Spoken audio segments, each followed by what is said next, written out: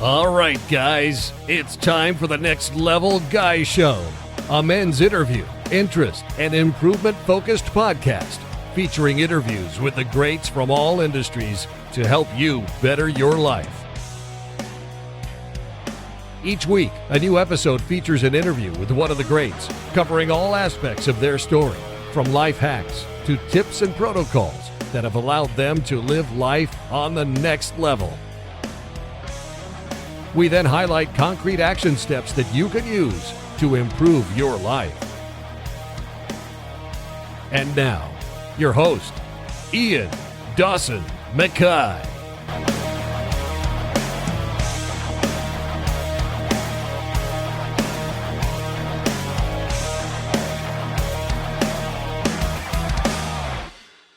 You don't need to justify your existence with utility. Beauty is enough. And that's a quote from today's guest, Eva Schubert. But what if the key to a meaningful life isn't success, but it's reinvention? In this episode, jazz singer and creator Eva Schubert reveals how she's rewritten her own story again and again to live a life with passion, presence and purpose, and writing her own soundtrack for life. Meet today's guest, Eva Schubert. She's a jazz singer, a podcast host, a historian, and a modern-day storyteller. Eva defies labels.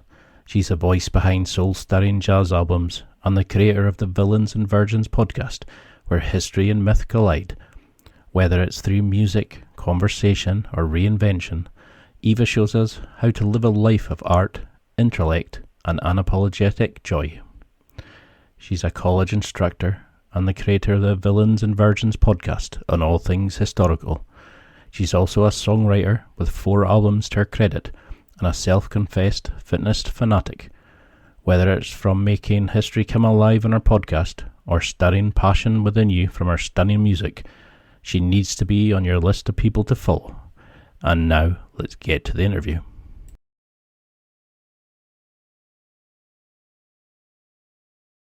Thank you so much for coming on. It's an absolute joy.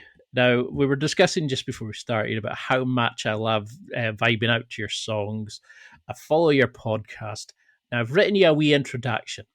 What do you think about too many people live life on autopilot, following the script they've been handed instead of writing their own? By Eva, she's proof that reinvention isn't just possible, it's essential. A jazz singer, writer, historian, and entrepreneur, Eva refuses to be put in a box. She's carved her own path, embracing creativity, curiosity, and bold risks along the way. Today, we're diving into what it really means to forge your own identity, challenge the status quo, and live with passion. Eva, welcome to the show. Would you agree with that? Or how would you define yourself? Wow. Well, thank you, Ian, for that introduction. It sounds very inspiring. I wanted to stand up and salute. Right. I would agree with all of those principles, and I do my best to live up to them. How about that? So, what would you define yourself as? Are you if you come up, would you say initially you're a singer? Would you say a historian? Would you say a podcaster? Would you say a creative person? How would you kind of encompass all the amazing facets that combine to create you? You know, it's funny because which sort of hat I put on when I'm meeting somebody for the first time depends on who they are. And it also sometimes results in some very funny games. I remember, because all of these things are who I am. But if someone is meeting me for the first time, the question is, what piece do I put at the front, right? And there was this one very memorable episode where I was wearing my singer hat. I was interviewing this gentleman because I had need of someone who could dance on camera. And it was very difficult to find such a person who is also tall enough, because I'm quite a tall woman. And when I have my shoes on, it's worse, right? So you don't want to be having a wild mismatch in heights on camera. It just doesn't look very good. So anyway, I found what I thought was a suitable candidate, but I thought it would better have an interview in person before, agreeing to have him on the project. And so all he knew about me was that I was a singer and I had this music video project. So we sat down and we had a chat, and we got just sort of carried away in this wonderful conversation about diasporas and civilizational influences and cultural borrowing and whatnot. And he said to me, "You're actually quite smart." And That's nice of him. and what was hilarious about this for me is that I've spent most of my professional life in academia. I teach at a college, and so that's normally the first thing people know about me. So they assume a certain level of education and intelligence. And it was quite surprising and hilarious to me to realize that this gentleman, looking at exactly the same person, knew only one thing about me, which is that I did music, and assumed therefore that I was some sort of a ditz and not really very intelligent, and was surprised to discover that this wasn't the case. So I've learned that depending on what part of the truth I present people with, they make a very different set of assumptions, and sometimes it amuses me to play with that a little bit. Well, it's like attracts like, doesn't it? You know, you find your tribe, but as you kind of switch personas, and it's interesting how people don't know the different parts of you, even though they've known you for years. And I always find that really weird when people say to you, "Oh, I didn't realize you were into podcasting." And you're like, "What do you think? I Right. just went to work and did X, or?" And it's like people who know you as a singer suddenly go, "What do you mean you're not doing this full time?" Or that vice versa with you and work. It must be strange for students to hear. I mean, you've got an amazing vocal range. I mean, you've had people saying that you were like was Billie Holiday, Ella Fitzgerald, all these amazing people you're getting comparisons to. And then I know you through your podcast. Yes. And you find that there's so much depth, there's so much scope to you, that there's so many areas to go into. You're almost a nightmare guest because there's so many different things to ask about and try to conceal it into 1 hour. But can you remember that first moment when you were younger when you thought, I want to be creative, I want to create rather than consume media and do things? Yes. I think there was, I mean, I started writing poetry before I hit puberty. But put it that way. I was a very bookish child, and was fascinated by words and the music that language could make. And I strictly mean language. I had no conception that I had any musical ability whatsoever, actually. But I was fascinated by meter and rhyme and images and the effect that poetry could have on the mind.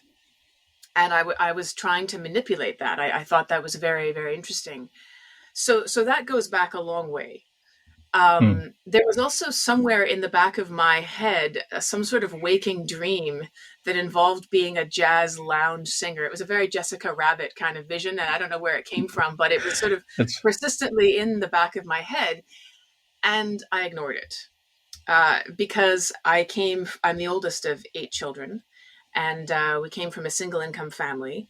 Obviously, because someone had to be home with all those children, so money was tight, and I grew up with a strong sense of, I need to be practical. I need to do sensible things. I need to become financially self-sustaining. I need to go to university so that I can improve my life.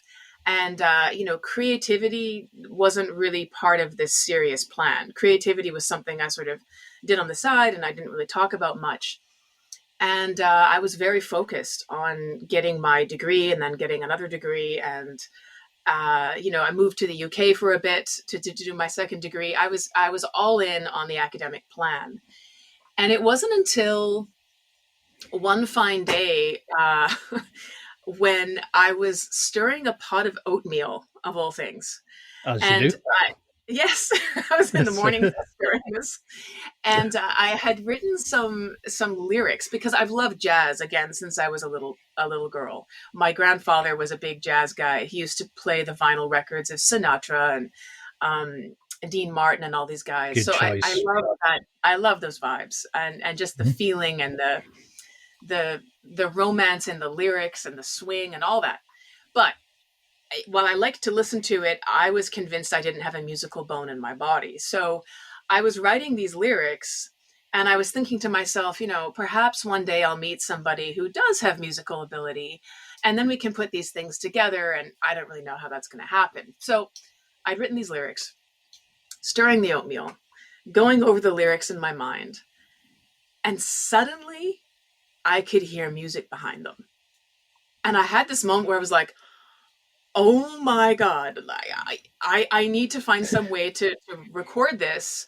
Otherwise, I know it's going to vanish. I'll get distracted by something in 10 minutes, and whatever I can hear in the back of my mind right now, it's going to be gone. Like a dream when you wake up, like half an hour later, you don't remember anything about it. Like try to catch water. Exactly. So I'm frantically looking for free recording software on my phone, and I'm sort of humming this thing into the phone just so I can get it down somewhere. And from that morning onwards, it was like a tap had been turned on in my brain. And very frequently, when I would be writing lines, I could hear music. And then the music would sometimes come first, and I would write the lines after. And so suddenly there was this flood of melodies that would be coming into my brain. And at first I was in disbelief, and I was like, this is probably somebody else's melody that I'm remembering. It's probably a song that's stuck in my head somewhere. This can't be me. And I would always worry about that, but I would record these things. And in a few months, I had quite a collection of songs with lyrics and melody. But I hadn't done a lot of musical training. I mean, I had a couple of very basic, piano lessons when I was a kid, and I could find, some notes on the piano, but that was it. I sang in the choir at church a little bit, when I was a child, and that was the extent of it. So I didn't have the vocabulary to write the melodies down or to arrange. I could just write lyrics, and I could find the tune and the pacing, and I could think about what instruments should be there. But in terms of writing out parts or anything, forget it. So that's how it started. And I just had this realization that there were capacities I was totally unaware of until this moment in my life. And I was 30 when this happened. I mean, I finished my university years, and I was working and I was doing other things. And so the question was then, well, what am I going to do with this?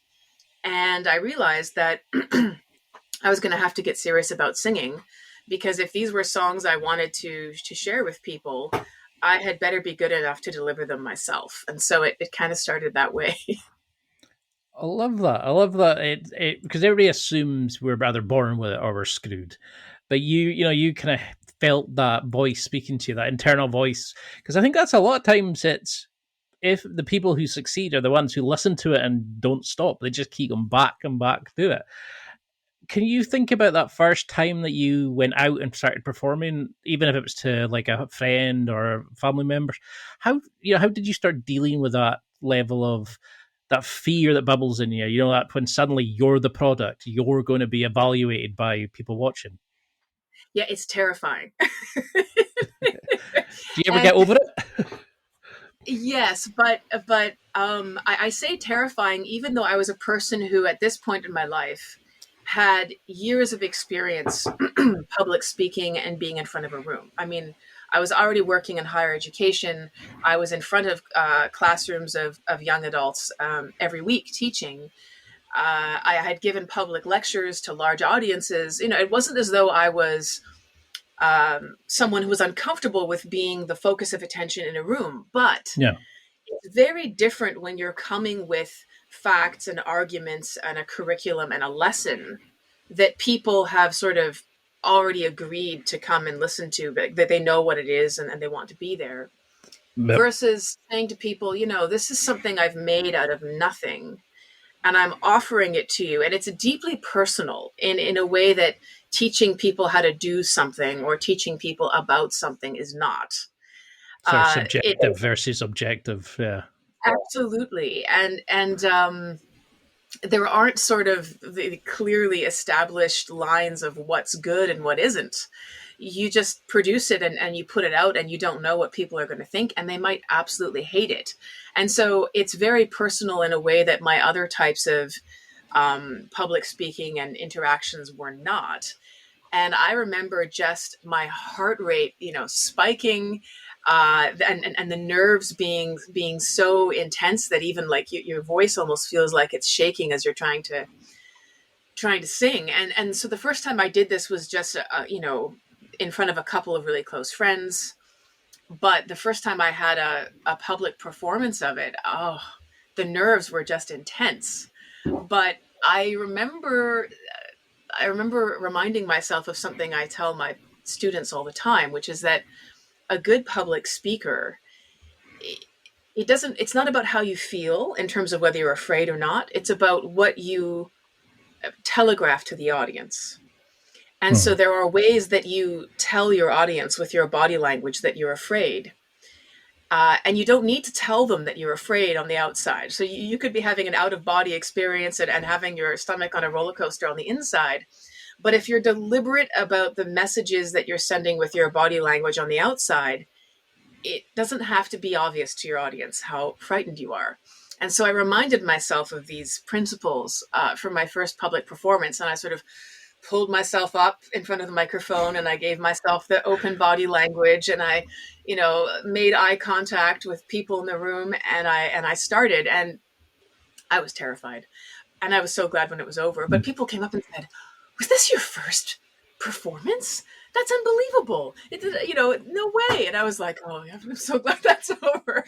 And so the truth of these messages that I had conveyed to students who were terrified of public speaking was also true and valuable for me when I was the one sort of in the beginner's seat again as a musician performer.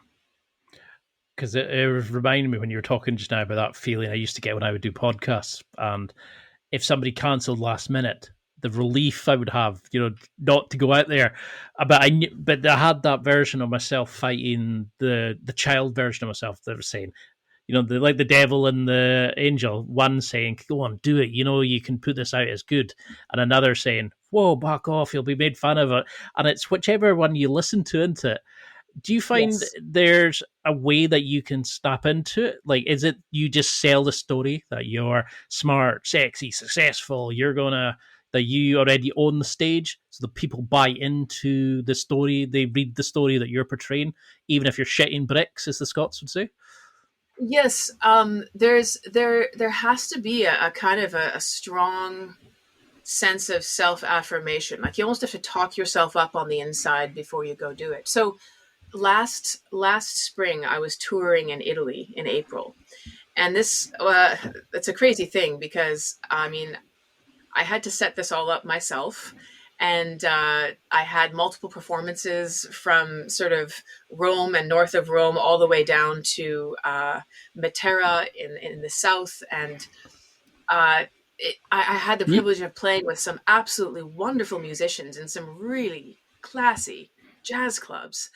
And you have that same struggle with those two voices inside of you. The one which says, "You're an imposter. You're going to show up here and everyone's going to realize that you're an amateur who doesn't really know what you're doing, I guess, next to all these real musicians. And what are you doing here? You don't belong." And then there's the voice that says, "Actually, I just arranged a tour in Italy for myself. Because I can do this, because people have listened to this stuff and they want me to come here. They know who I am. I'm not selling something that is not true. I am the person whose voice is on these records. I haven't been auto-tuned. Like, this is me. And so I just have to bring me. They already know who I am, and this is the person they want to see." So you have to remind yourself of that. And it doesn't go away. I mean, I've had to deal with this even as recently as a couple of weeks ago. But you have to make a conscious decision of reminding yourself that every time this, what I call the voice of weakness or the voice of doubt, crops up, it's a voice that prevents you from doing things. And when you listen to the other voice, wonderful things happen. And so you have to remind yourself, yes, here we are in this decision again. listen to the voice that has led to opened doors and waking dreams and wonderful experiences, and ignore this other one, which wants to make you quiet and small and afraid. And so I think the more times you're in that position, the longer a record you have of, oh, I recognize this, the easier it gets in Wow. some ways. But it's not easy. Oh no, I know that feeling, that journey you go through each time. It just going, are you sure? Are you sure? And Yeah.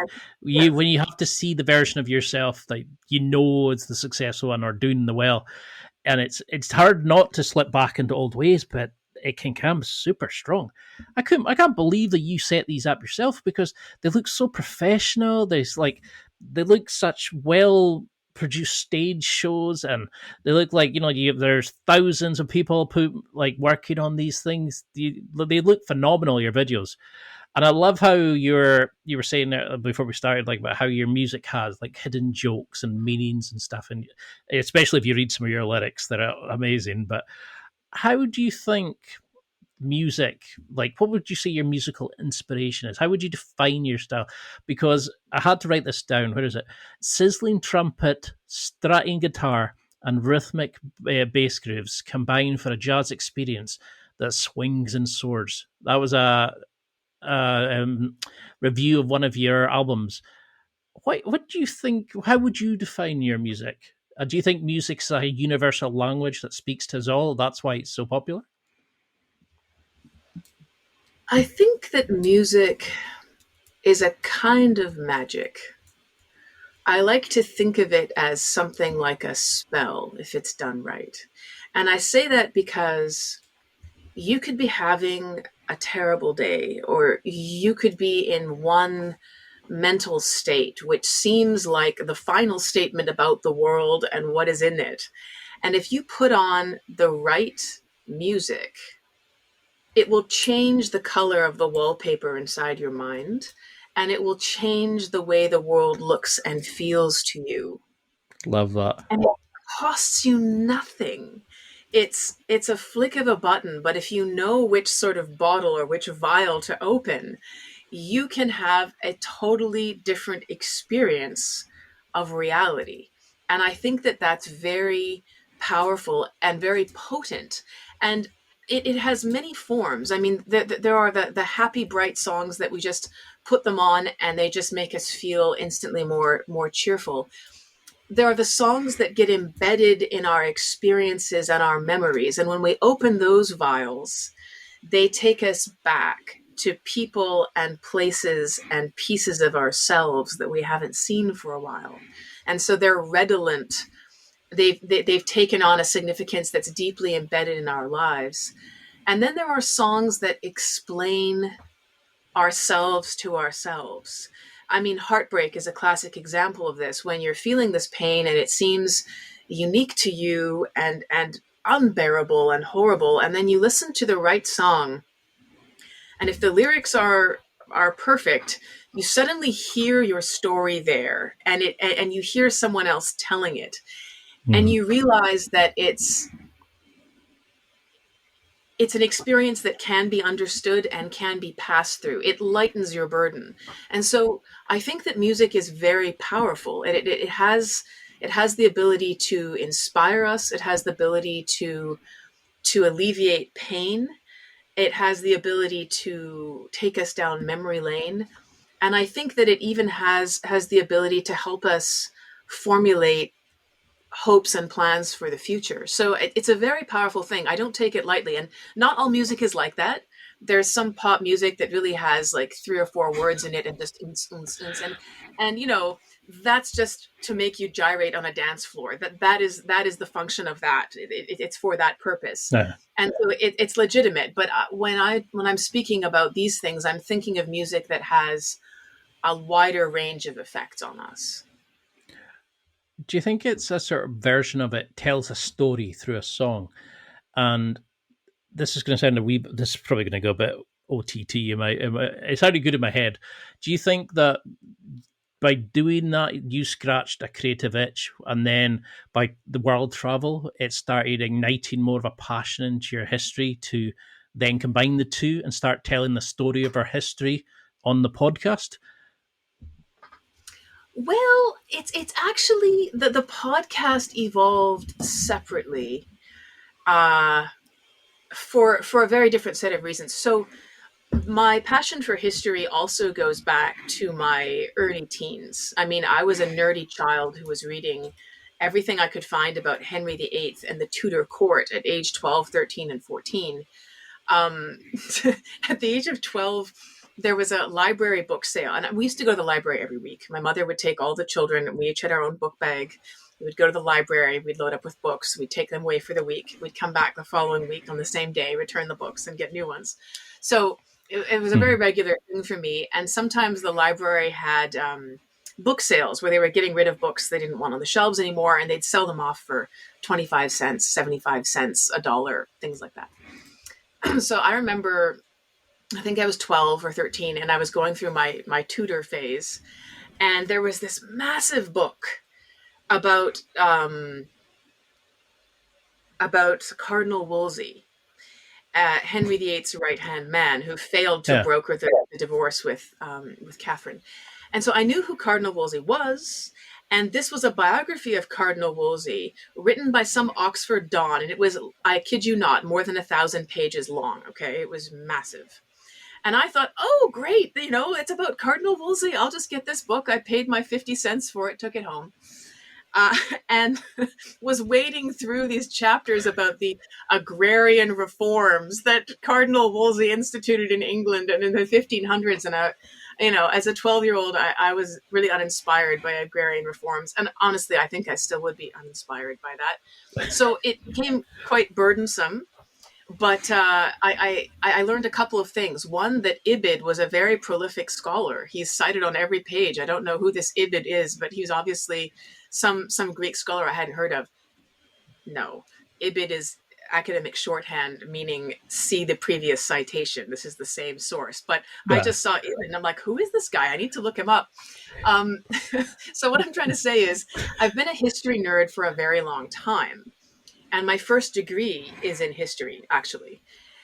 But I like how you said your first degree. A lot of people are sitting there just now going, "She's going, what? More than one?" I don't think people understand how you get up to like PhD and beyond. So I loved it, and even when I finished that degree, I mean, I'd been reading history before that degree. That's why I did that degree. I continued to read history after that degree.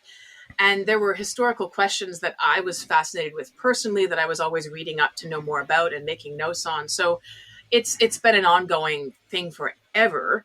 And during COVID, the podcast came up as an idea basically to keep myself sane, because I suddenly, as everyone else did, found myself stuck at home and really starved for sort of stimulation. And the podcast was a way of focusing my brain on something that I could absorb my attention in and craft a narrative about and communicate with people. And so it started at that time. And, it was sort of an informal hobby-like thing for the first few years. And, it's become more serious since.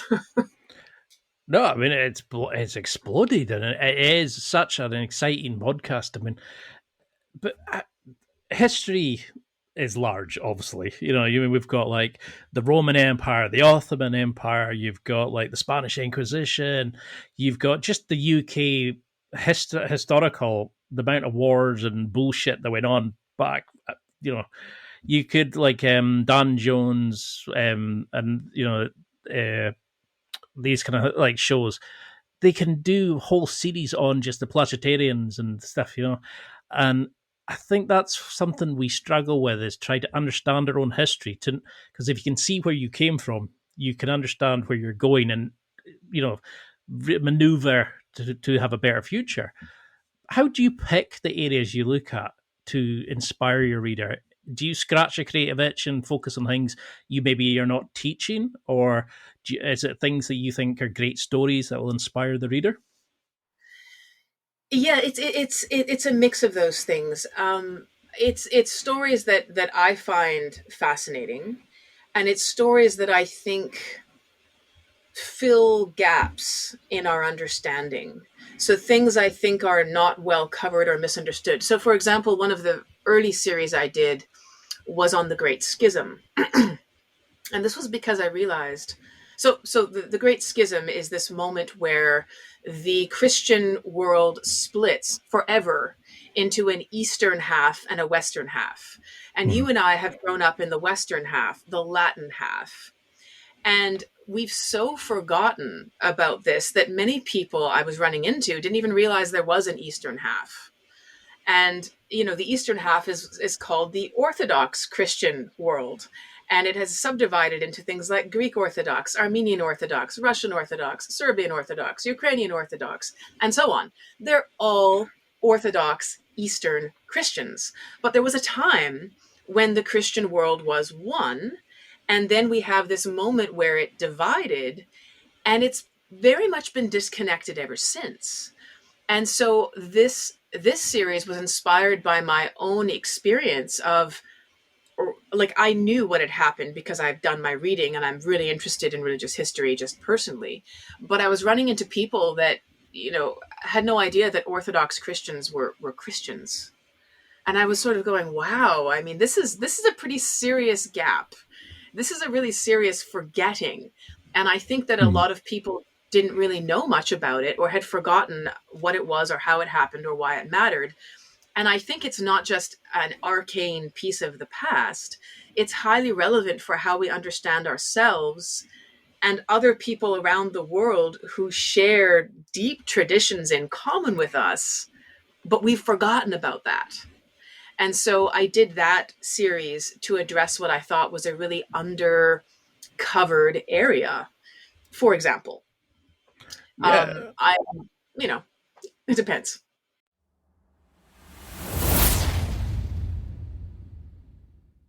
It's time for a quick break. There are millions of potential products to buy, so how do you know which ones are worth your hard-earned money? Simple. You go to nextlevelguy.com/affiliates and explore those that will transform and improve your life.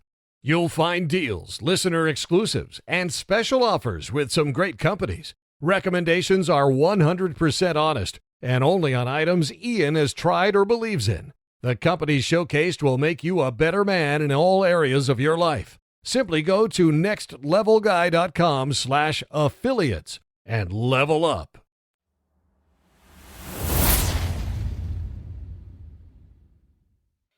I mean, that's what I love about your show. Is like I consider myself like a major history fan. I'm quite buff on some things, and so very very poor on others, shall we say? And I find that even stuff I know about, I was listening to show, and there's things I was picking up, going, "Didn't know that. That's amazing. No, I need to find out about that." Like it inspired me. But even just for somebody who's coming new to it, you take people on such a journey, an exciting journey, and you explain things in very exciting but very like layman terms that bring it alive. You can make it full of emotion, and you tell the story from a way like, but almost like a song. Do you think you used your musical abilities to make the podcast play like a song rather than just a history lesson?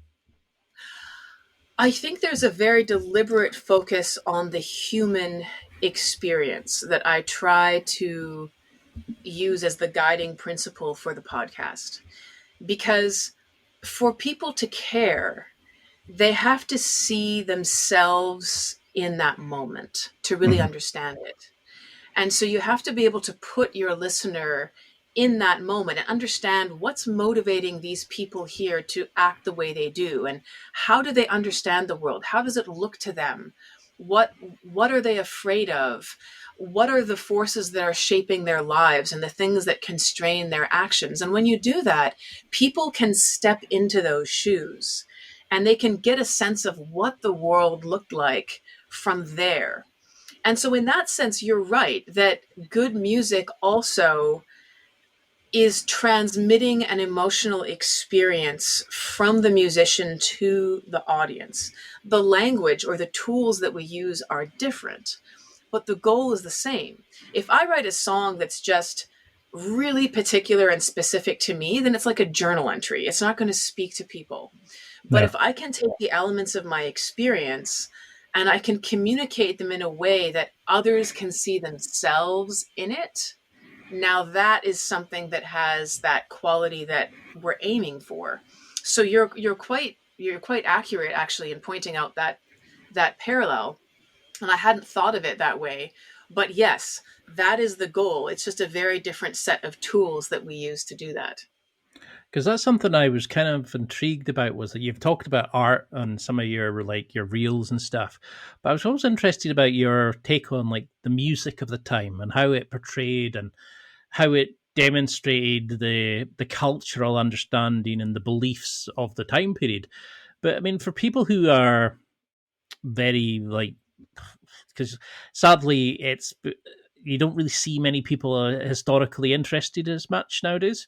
They're all too busy in likes and Snapchat and all that kind of crap. But they're missing out on such amazing stories about who we are and why we are the way we are. Who are good sort of entry points, or who are good, like, if you were just getting into this time period, or you wanted somebody to be interested in history, would be great role models, or start here and then work back, or start, I know it's a massive timeline you've got to work with, but are there people that jump out that you think are great, like you need to check this guy out or learn his story or their story or her story? I mean, it depends sort of what a person is after. So I did a one-off podcast about the Battle of Britain, where the Blitz, where the Nazis are bombing London. And I did that story because it's a moment of desperation, and it's a moment of determination that I think we've forgotten about. When we talk about World War II in schools, we have the Allies and we have the Axis, and the Allies were these countries and they won, and then the Axis is over here, and we have the Holocaust, and we sort of have these big sort of teaching points, which is fine and it's necessary. But what we miss is that the outcome of that war was not known to the people who were living through it day by day. And the Yeah. choices that people had to make in the face of fear and destruction to persist and not to surrender, that's a human thing. And so the story of the Blitz on London, it's called Operation Pied Piper on the podcast. It's a fascinating story because parents in London were making the decision to put their children on trains and send them out into the countryside because they were pretty convinced that the chances of fatality were high for those children to stay with their parents in London. And so try to imagine for a moment yourself. I mean, I don't know if you're a parent, but surely you know people who are, to say, these are my children. They're the humans that I'm most responsible for, that I care most for in the world. And I'm going to put them on a train and I'm going to send them into the care of strangers. But I am going to stay here in London because we have a war to fight and we're not surrendering. These are decisions that everyday people made, that families made. We're not talking about soldiers at the front who had their own massive sacrifices to make. These were everyday people who are waking up in bombed out parts of the city, who are listening to, buildings collapse into rubble at night and finding their neighbors dead the next morning, and living under this for months. And of course, there's political pressure to say, let's find a solution. Let's make a deal with Hitler. I mean, France is already out of the game. Britain is fighting alone. We can't possibly survive this. How many more British people need to die? Let's just make a deal with Hitler. There would have been massive political pressure for this. And yet, they said no. And so the courage to say no under those conditions requires a level of conviction and belief in something worth fighting for that I wonder if people in these countries have right now. And I have the sense that remembering these moments gives us a sense of who we are and what the sacrifices were that were made so that we could remain as we are. And that raises the question of, well, what are the decisions we have to make? I mean, there's a direct line. If we don't know anything about this, and we just sort of know that history is a bunch of battles that were won and things that happened, we don't see ourselves as players, right? We see heads of state and sort of armies and accords, and that's it. But the truth is that the outcome of these things very much depends on the ordinary man or woman and decisions that they make individually and collectively. And when we understand that, we understand our present differently. I love that. I love the way you look at it, because it's true. I mean, how many people just now would not be able to explain who Churchill was or what he did? They could give you some bargain basement about Love Island and all this kind of nonsense TV. But it's when you learn about, I mean, I like learning about the Clan Mackay history to see who how the Scottish people adapted, what happened with the Highland clearances, and how that's changed the landscape in America, and with us just absorb it, going anywhere we can get a drink, basically. There's so many things that we do when you look at our history. But something that comes across in a lot of things is, did you notice how much history is changed by the arrogance of people, by the lack of understanding, by the just the general stupidity almost? If you look at like Magna Carta, the provisions of Oxford, just for like our kind of like the sort of the UK, you start seeing it's because of the arrogance of kings, which caused this to come out, which is something that we celebrate today. Do you see that nowadays, that a lot of who we are and how our societies are run are thinking because somebody couldn't keep it in their pants, somebody was too arrogant, somebody believed they were better than they truly were, that it's almost like because they were punished, we've got the society we have today? Yeah, absolutely. We actually see this a bunch of times. I mean, whether you're looking at the French Revolution, whether you're looking at Magna Carta, whether you're looking at English overreach in the American colonies. I mean, there are all these sort of systems that are set up for extraction and for domination, and the people in charge of them feel very secure in maintaining these systems which benefit those in control of them and subject everyone else, until such time as somebody decides we've had enough.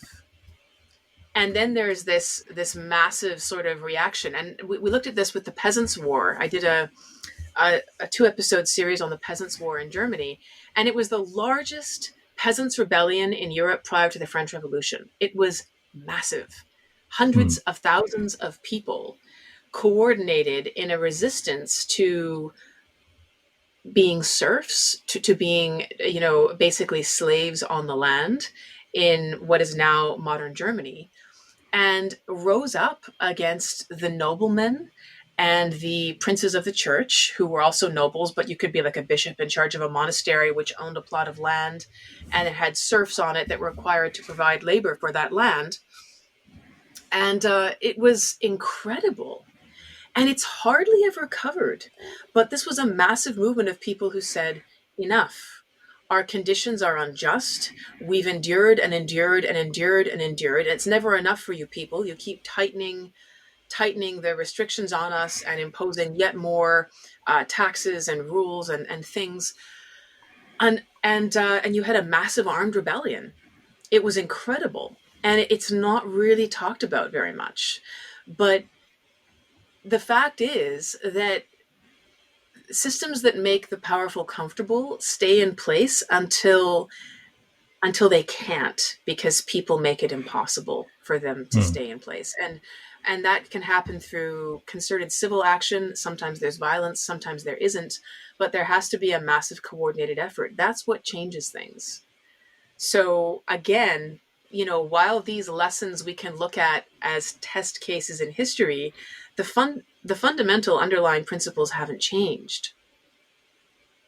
And so when we look at our own situation, if you say, well, I don't like this or I don't like that, it's not enough to sit back and say, oh, well, our systems are run by powerful people and there's nothing we can do about it.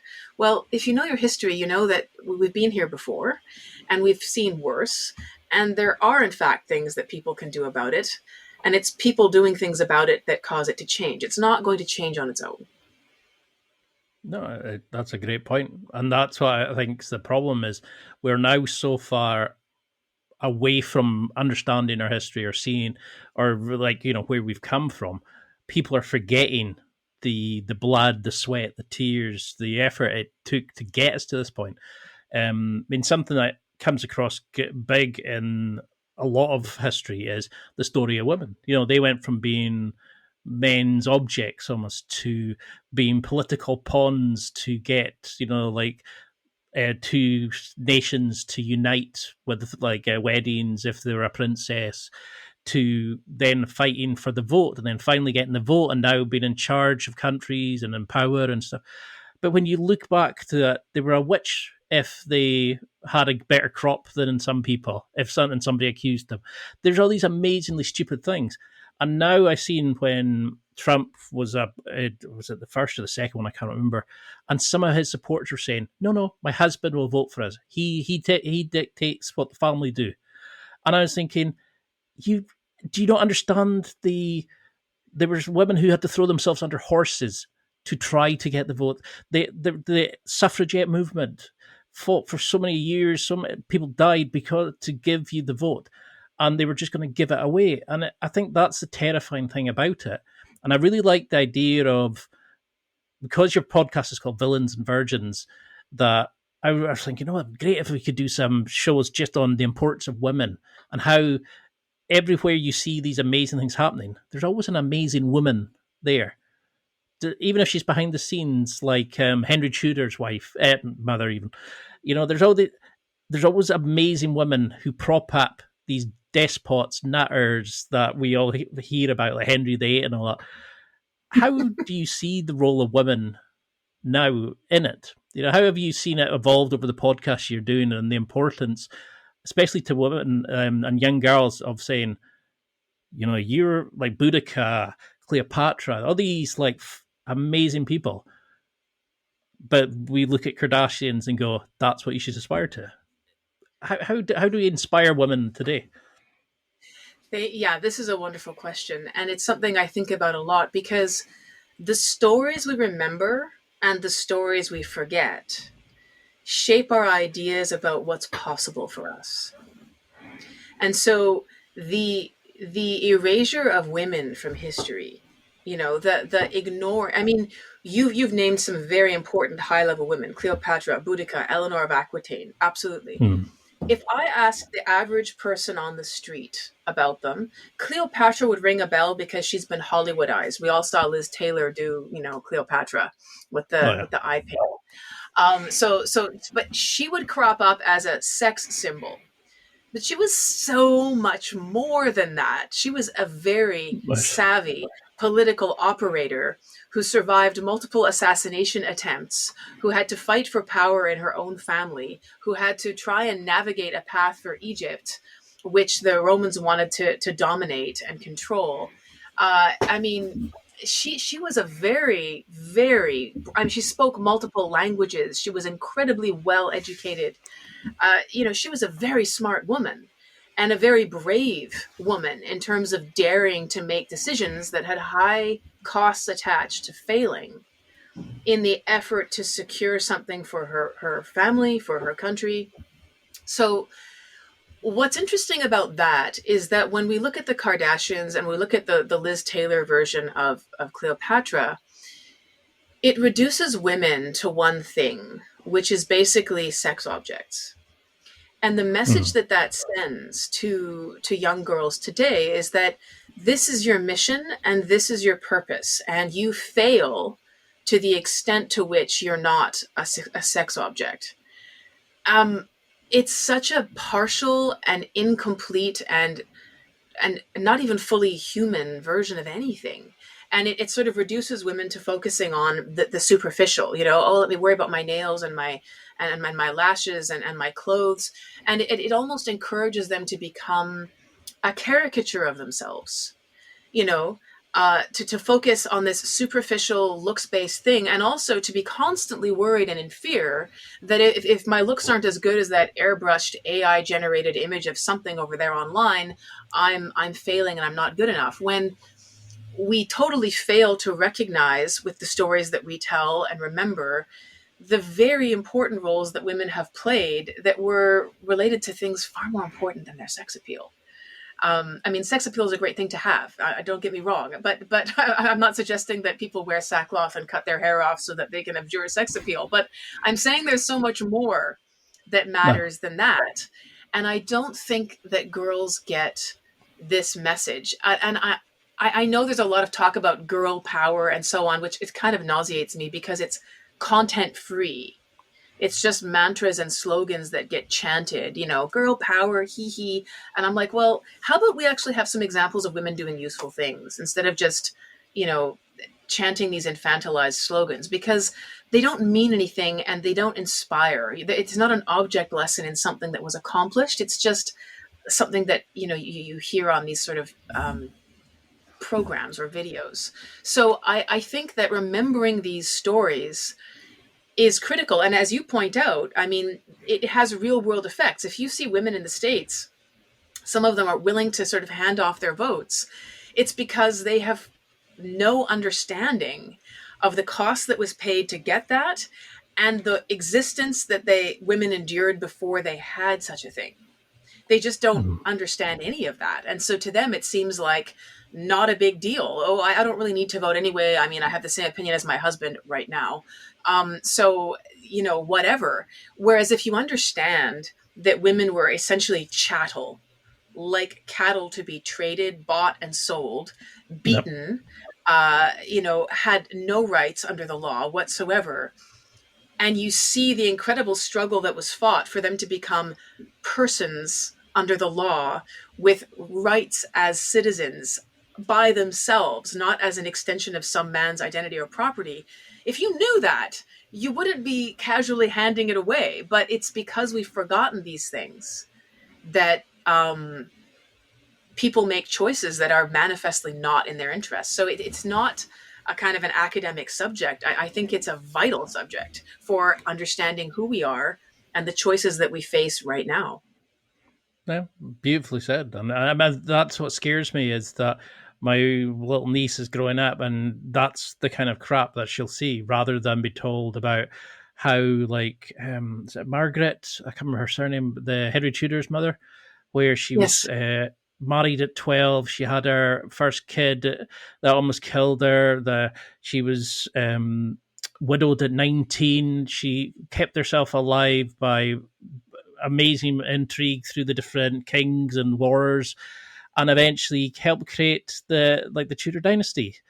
And when you see how long she lived, and she outlived king after king, and we then only know about the guy because it was male dominated all the way through. And I think that's sometimes what we need to explain to people, not just women, but people of different cultures, to say, this is where you've come from.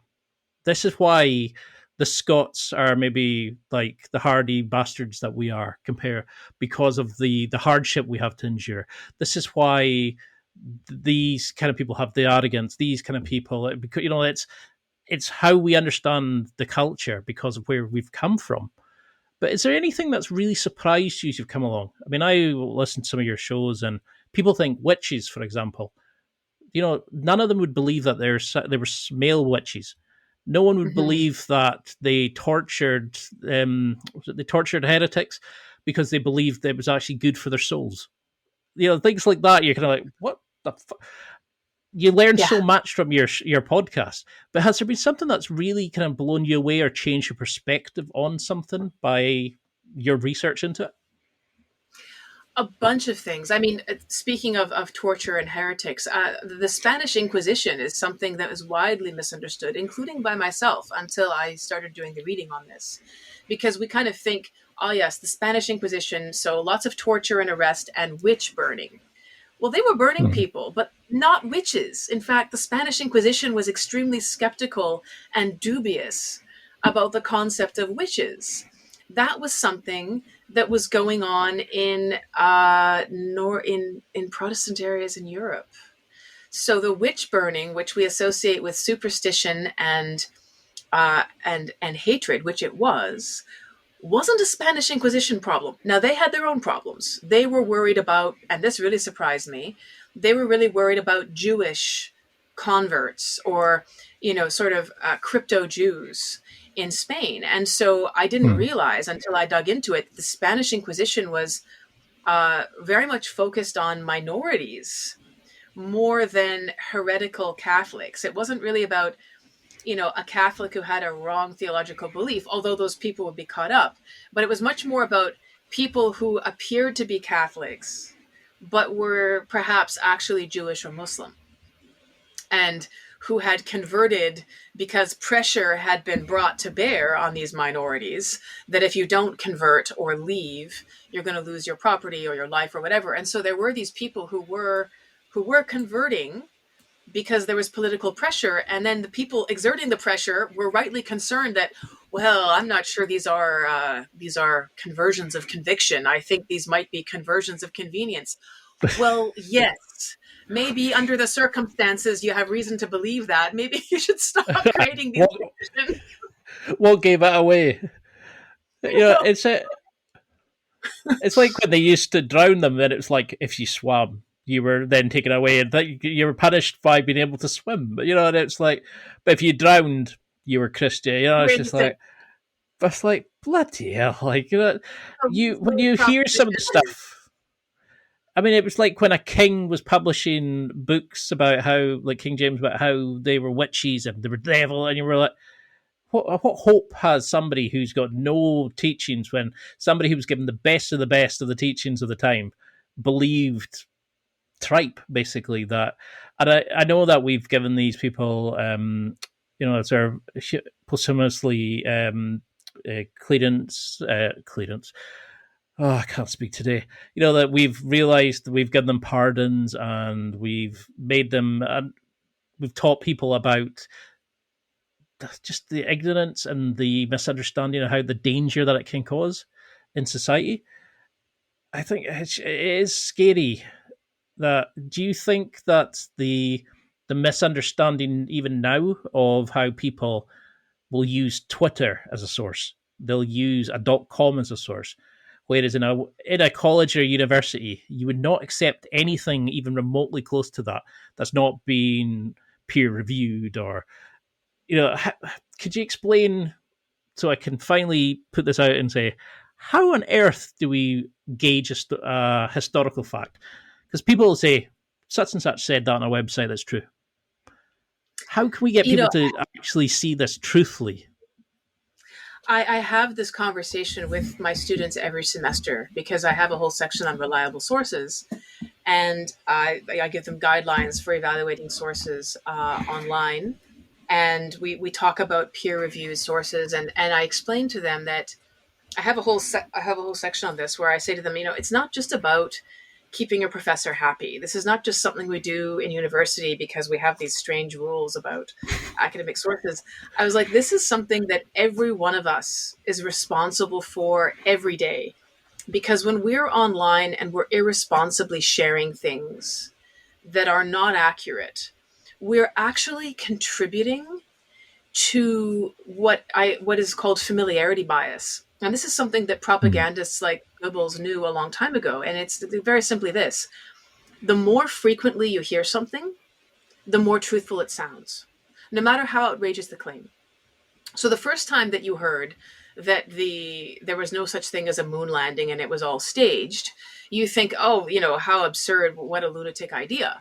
But by the time you've heard it 50 times, because people are sharing this and sending it and posting it all over the internet, it begins to sound kind of credible, like, oh, maybe that could have happened. I mean, and it's strictly because you've heard it repeated enough times. And we've seen this happen so many times. I think it's dramatically accelerated in the last 5 years. And it's one of the major crises of our age. I mean, and the most ridiculous example of this that I give to students is I say, We're in 2025, and people are using cell phones that are powered by satellites circulating around the planet, sending signals. And using these devices, they assert that the world is flat like a pancake.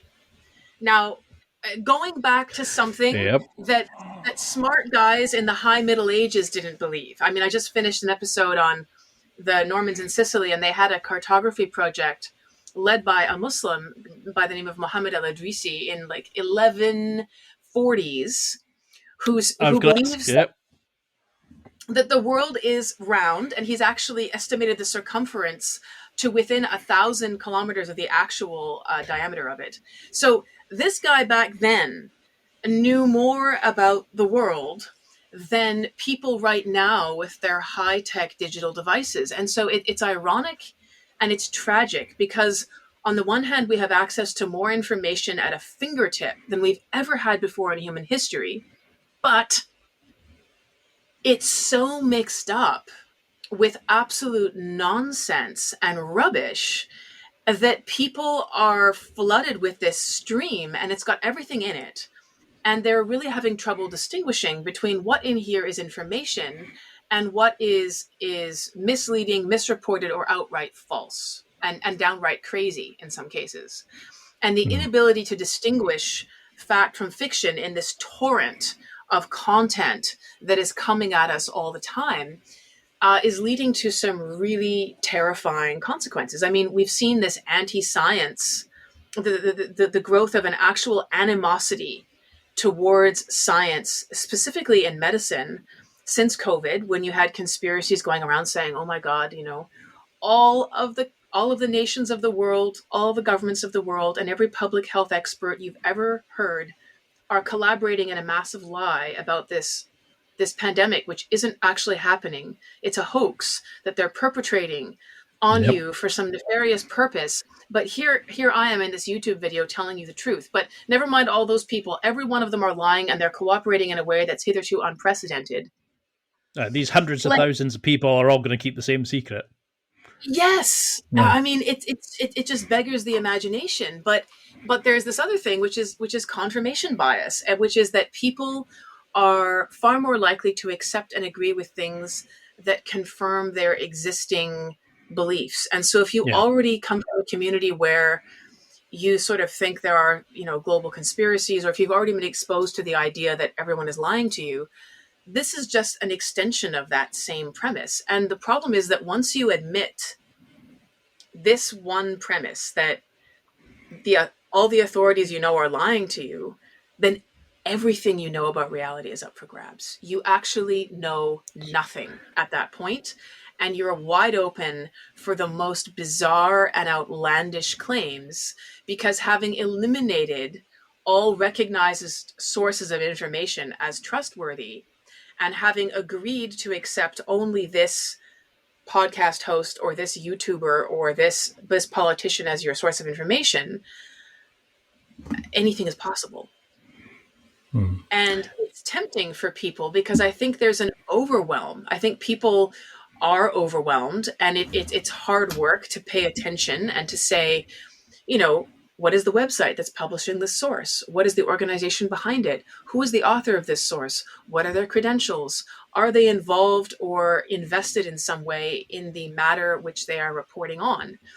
You know, these things all can you cross-check this information with other sources that are known to be reliable? Do they confirm? Or is this source the only one that makes this claim?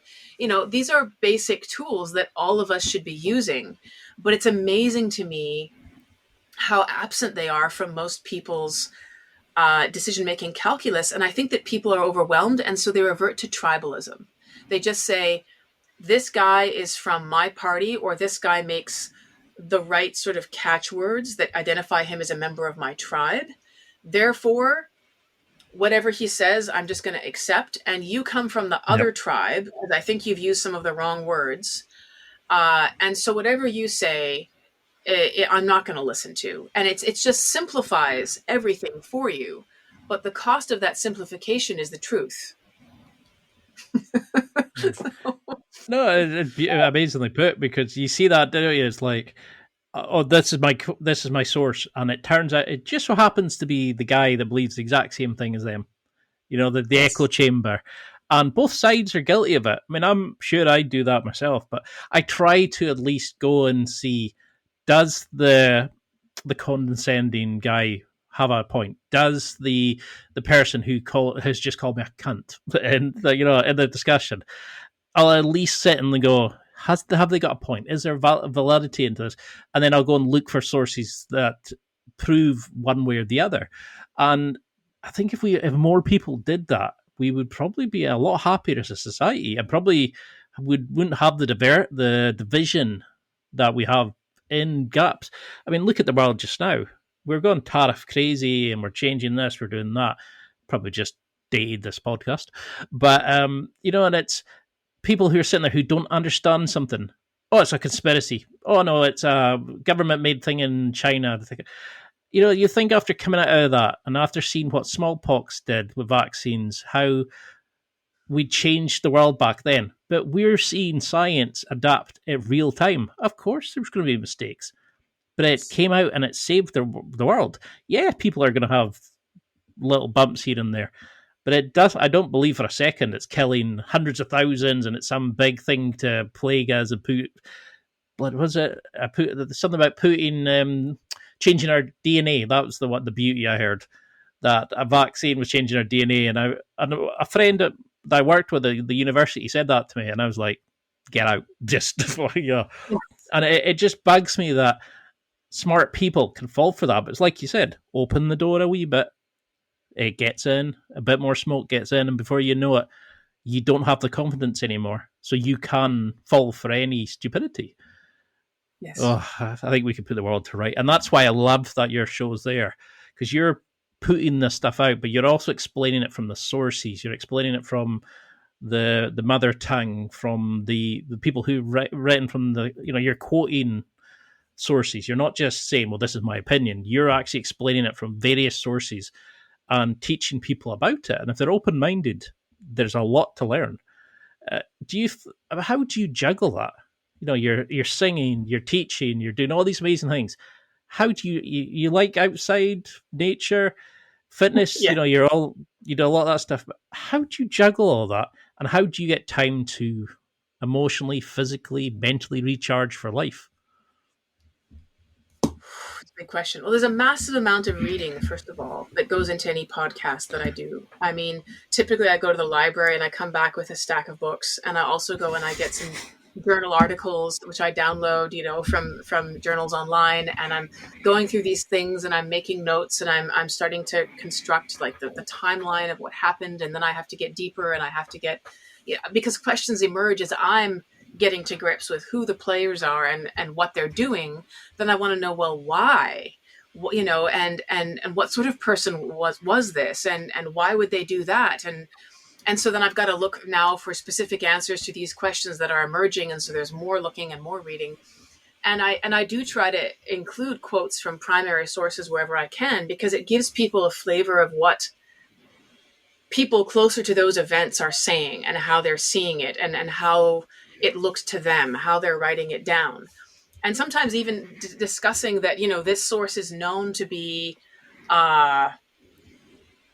very, very negative towards this king. Like this source was consistently said only the worst things about this king. And to put that into context and say, we don't just do history by opening one source and reading off the page and saying, this is the fact. I mean, historians have to juggle different sources of information, and they have to weigh them off against each other and try to figure out, what is the reliable account of these facts that we can extract from all these different things. It's not easy. So there's a lot of work that goes into that. With regard to my own work-life balance, it's hard. I feel sort of like there's always a task list that I'm behind on, really. Working out is something that, yeah, but there have to be things that are not negotiable. So for me, fitness is one of those things that I view as kind of a foundational part of my identity and functionality. And so that means that happens every week on a schedule without fail, unless I'm sick. So there's heavy lifting 4 times a week, and then there's cardio and tango dancing, because in the past 2 years I've become a tango addict. So that's a thing. Um, so so those things happen on a very regular basis. Now, sometimes when I'm deep in a project, I can't spare 6 hours to go up a mountain. Um, I'm going to be doing more of that in the summer as the weather is better and the hours are longer. There's more daylight, which kind of gives you a buffer for getting yourself on and off those areas. But I kind of cycle some of those things. So the fitness is not negotiable, but how it's expressed sometimes varies. There are times when I'll be doing, longer runs and less hiking, or vice versa. The singing is something that I've had to sort of put on hold for the last couple of months, just because getting to grips with doing what it takes to bring the podcast to the next level means that I have to allocate more time to it than I had before. And there's a fixed amount of time that's available. So it's got to come from somewhere. I'm hoping that once the podcast is sort of stabilized on its new rhythm and its new structure, that I'll be able to then find the time to commit to going back in. I mean, I still write, I still sing sort of, on my own, but I haven't sat down and said, okay, this is the next album I want to make, or this is the next tour I'm going to do. I have that material around and I'm always thinking about more of it, but there's a limited amount of energy that I can devote to that. So last year, I was much more invested in doing music things and the Italian tour and promoting my last album and doing all the press and stuff around that. So that was where a lot of my creative energy went. And this year, the podcast has got the front running seat because I'm trying to build it into something that it wasn't before. So sometimes I have to make trade-offs in terms of, I have this many numbers in a day, and this many hours in a day. So where am I going to invest those hours? Where do they need to go most urgently? No, it makes a lot of sense. And then you sort of deep dive in and you really focus on that passion. But it also allows you then to sort of recharge the singing batteries while you're focusing on the podcast, and then vice versa. It kind of answers my sort of last question was going to be about how do you, like, what's next? Because now you're going to be a tango dancing superstar. You're going to be a podcasting legend. You're going to be a singing maestro. Are these just creative passions for you? Or are you wanting to do these full time, or like what do you want the evolution of your brand, I suppose? How do you want to take this? If you look back at this, would you think, yeah, I did a podcast, I did this, or do you want to think I gave it all? I left my job and I went full into the music, or have you thought that far ahead? Yes. So I have a problem, which is that I really dislike being mediocre at anything. I really, really don't like, I'm not happy to be sort of okay at something. So if I'm going to do it, I really want to be good at it. And so if you combine that with the fact that I also have multiple things that I really want to do, it explains a lot about my schedule and what pulls me around. Right? I mean, Yep. it's not enough for me to be able to dance tango. For the last 3 weeks, I've been doing like a show tango seminar where we're leaping in the air and doing these like show moves that social dancers never do, only elite performers do. And yes, of course I want to do that, right? So obviously I'm there. So what's happening is I've kind of got this interesting moment where my regular college teaching job is about to disappear. And this is because our government has made some changes to do with international students. And so that's causing cutbacks across all higher education institutions across Canada, because international students have been a major part of the operating budget. And that has just disappeared. So everyone's got problems. I've been teaching at college for more than a decade, and that's sort of been my main gig in terms of paying the bills. But I'm fortunate in that I've had some warning with this. And so I've had to make a decision about, do I want to just, okay, find another career? Or do I want to take what I love and try to make that my full time? And I'm currently opting for that second option, which is, I mean, I wanted to get a PhD because I wanted to be paid to nerd out on reading scholarly stuff and write about it and talk about it. Like, that was my idea of a dream job. And for various reasons, I didn't go ahead with that, largely to do with the state of the industry and people leaving it to do real estate. I mean, there's a whole other conversation about how higher education is being restructured so that those jobs don't exist anymore. That's why I left mine. Right? It didn't end up making a lot of sense. So, but if I could make the podcast more of a full-time thing, where I'm spending most of my time getting up and doing the research and making these episodes, that is a dream job to me.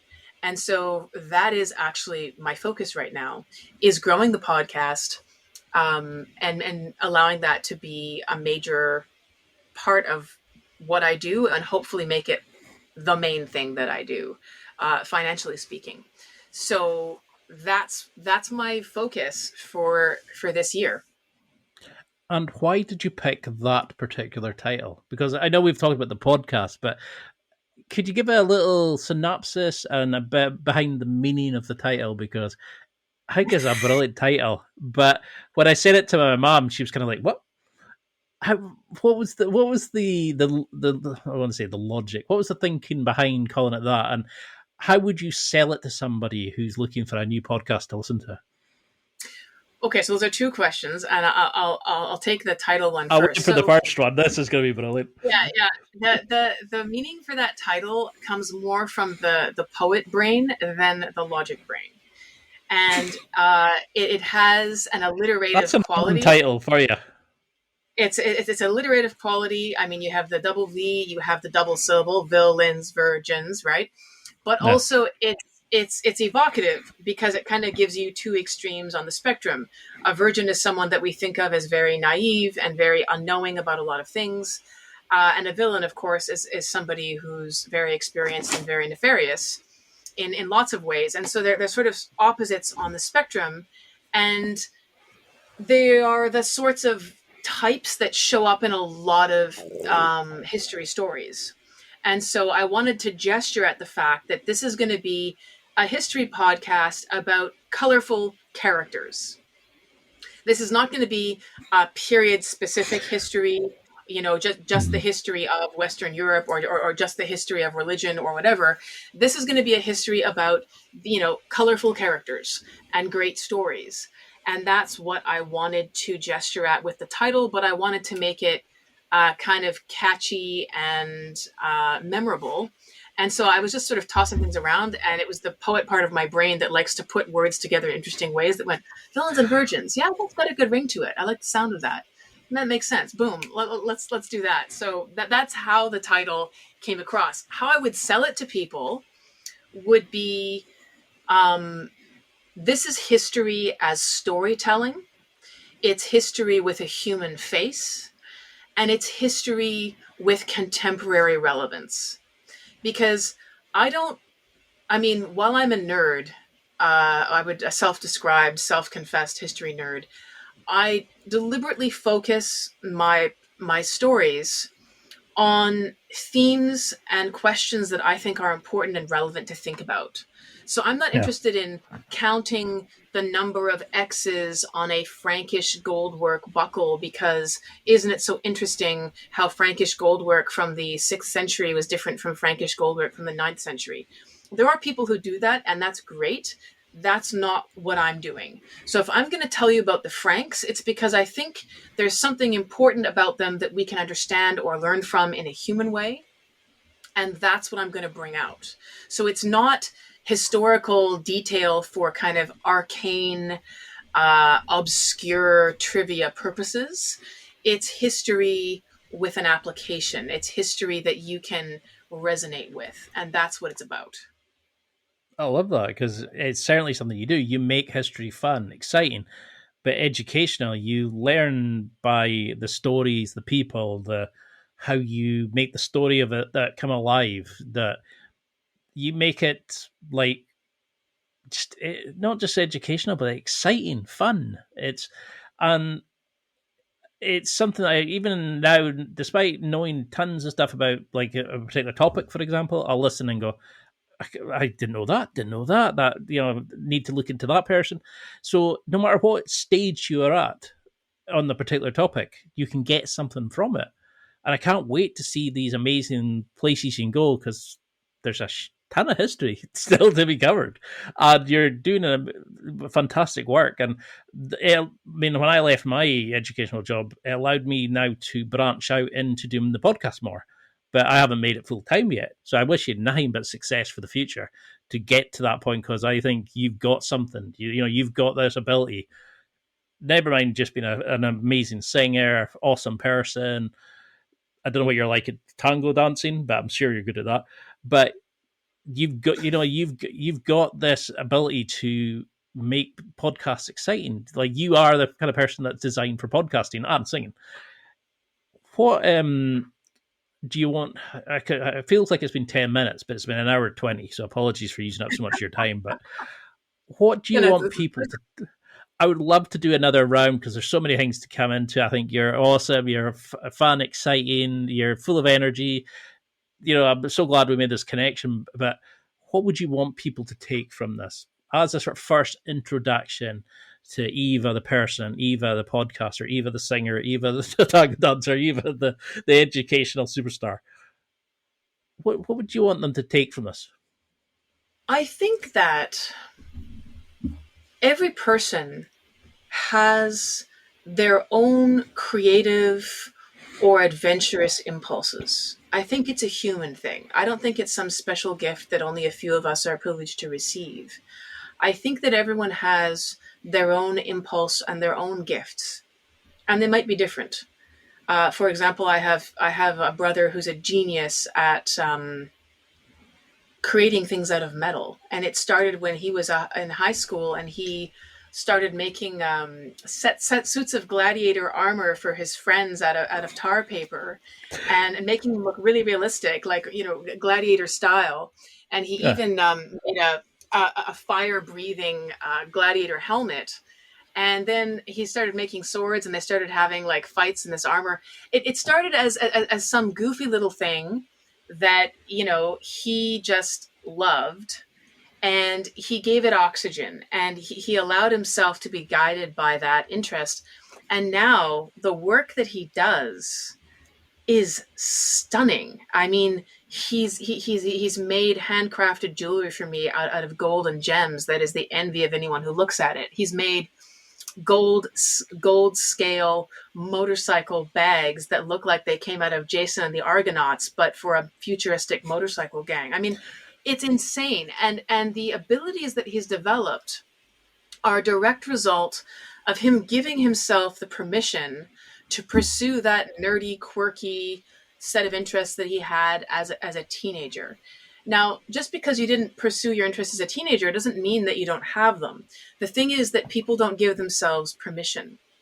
And I was having this conversation with a friend of mine after tango the other day, because, here we are, a bunch of people who are, not kids necessarily anymore. And we're doing these insane tango moves. I mean, we're being lifted in the air, and we're flying across the room, and we're dancing on tables. I kid you not, there were tea tables involved, and we were on them.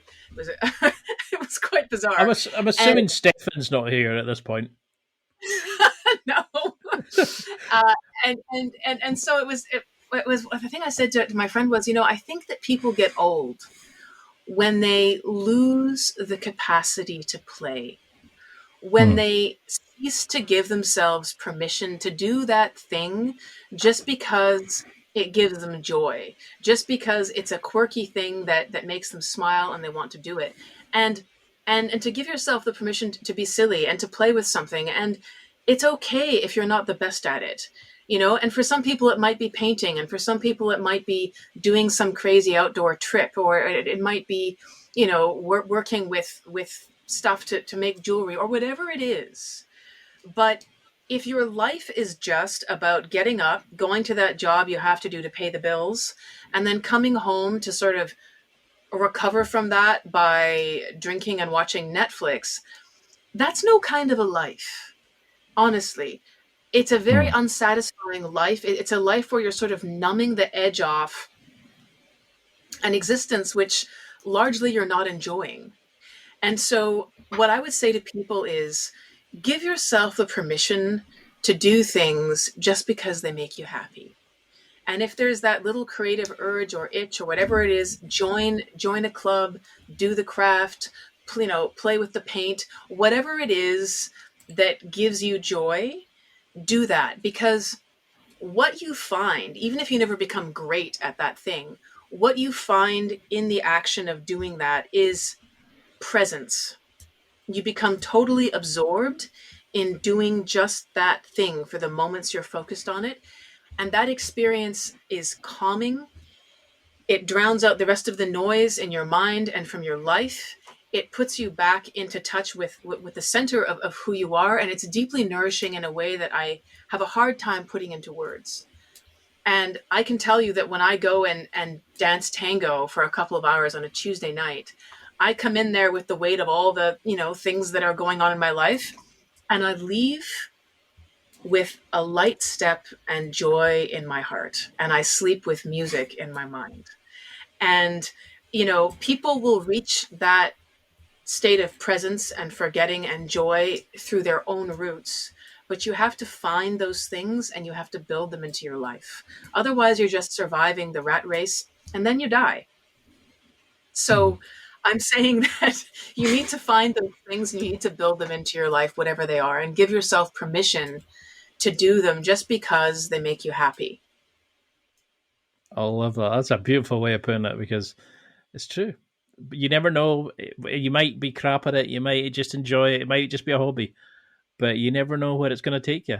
I mean, I didn't think I'd ever be doing a podcast 200 odd episodes in, speaking to somebody like yourself, or interviewing a guy yesterday about how we're not dead yet and we need to take advantage of life and push and find, create the adventure within yourself, and interviewing a guy who travels the world over rapids and after they're getting married, and all these amazing people who I've interviewed over the show. And they all started that. They just let that creative itch get scratched, and before you know it, it completely transformed their life. I would love to have you on again. I think you're a sensation. You're going to be a superstar. For those people who want to follow along, find the podcast, find you on social media, find your website, come and watch you perform. How do we keep in touch? I was going to say, how can we stalk you? But that sounds wrong. How can we find the amazing work that you're doing?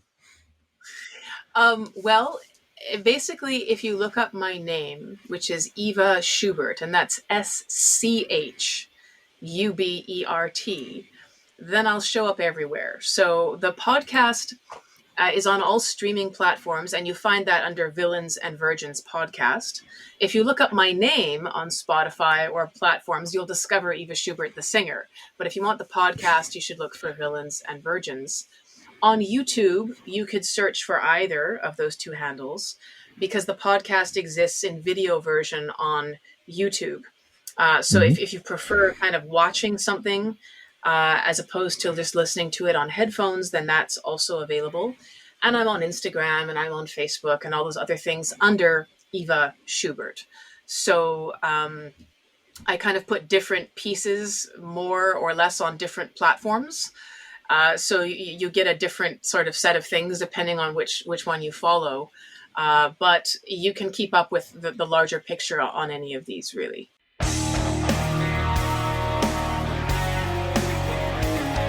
Well, that's it for another week. And thank you for listening. It's now time to take what you've learned and use it to develop and enhance your life with the key points mentioned.